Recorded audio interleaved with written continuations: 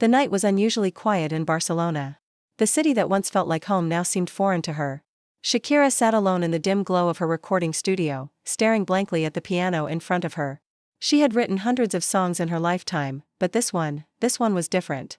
It wasn't just a melody, wasn't just lyrics. It was pain, raw and unfiltered, woven into every note. Her hands trembled as she placed them on the keys, but she forced herself to play. The first few notes echoed through the empty room, carrying memories she wasn't ready to face. She closed her eyes, letting the emotions consume her. Her world had shattered overnight.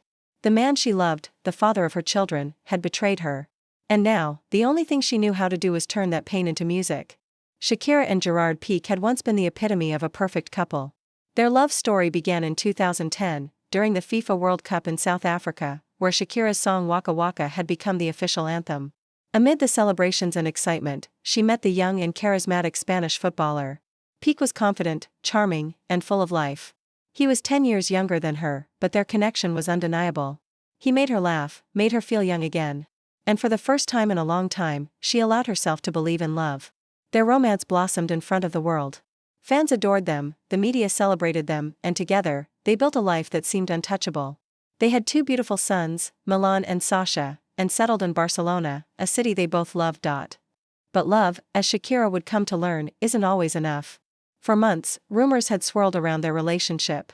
Whispers of infidelity, of secret meetings, of Piqué being seen with other women. At first, she ignored them. She had spent her life in the spotlight, knew how tabloids thrived on sensationalism. But then, the signs became harder to ignore. A lingering unfamiliar perfume on his clothes. Sudden late-night meetings that never used to happen. A jar of strawberry jam in the fridge, one that neither she nor the kids ate. At first, she dismissed it. But doubt started to creep in. She couldn't shake the feeling that something was wrong. Then, one evening, she came home earlier than expected. The moment she stepped inside, she felt it, an unfamiliar energy, an undeniable tension in the air. She wasn't alone. And that was the night everything changed. Shakira stood in the doorway, her heart pounding. Piqué's face was pale, his eyes wide with something between guilt and defiance. There was no need for words. The truth was laid bare between them, undeniable. She wanted to scream, to cry, to demand answers. But all she could manage was a quiet, broken whisper. How long? Piqué looked away, ran a hand through his hair. He didn't even try to lie. It's not what you think, he muttered, but the words felt empty. A bitter laugh escaped her lips. Not what I think. He had been unfaithful. He had betrayed her, disrespected their family, their love. The life they built together was now nothing more than a lie. And in that moment, she realized something: he wasn't sorry. Not really. For days, Shakira barely left her room. Paparazzi camped outside her home, waiting to capture the moment she broke down. Friends called, worried. But she couldn't find the strength to answer. She felt like she was drowning.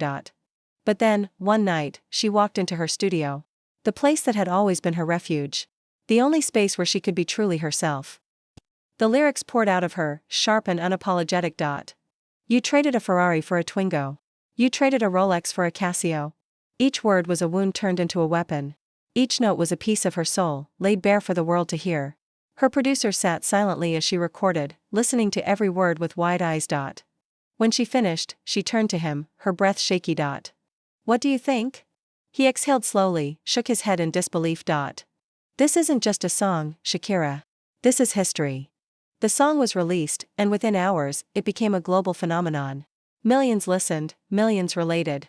Women who had been betrayed, who had felt the sting of heartbreak, found strength in her words. Social media exploded. The lyrics were dissected, memes were created, fans rallied behind her. Some criticized her for airing her pain so publicly, but she didn't care. This was her truth. And the best revenge? Success. Piqué brushed off the song, dismissing it with an arrogant laugh. It's just music, he said in an interview. But deep down, he knew. He knew that he had become the villain in a story he once thought he controlled. While he tried to move on, Shakira thrived. Her song broke records. Her career soared to new heights. She stood on stage, performing for thousands of fans who sang every lyric with her, who felt every emotion with her. She had taken her pain and turned it into power. And as she stood in the spotlight, hearing the deafening applause, she realized something. She had won. Not just the breakup. Not just the media war. She had won her freedom. Some love stories shine like the brightest stars, until they fade into the darkness of reality.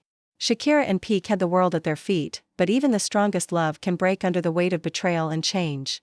Was it destiny, or just another lesson in love and loss? What do you think? Let us know in the comments below. And if you love real, emotional stories like this, don't forget to like, share, and subscribe to Storystorm. More gripping tales are coming your way soon. See you in the next story.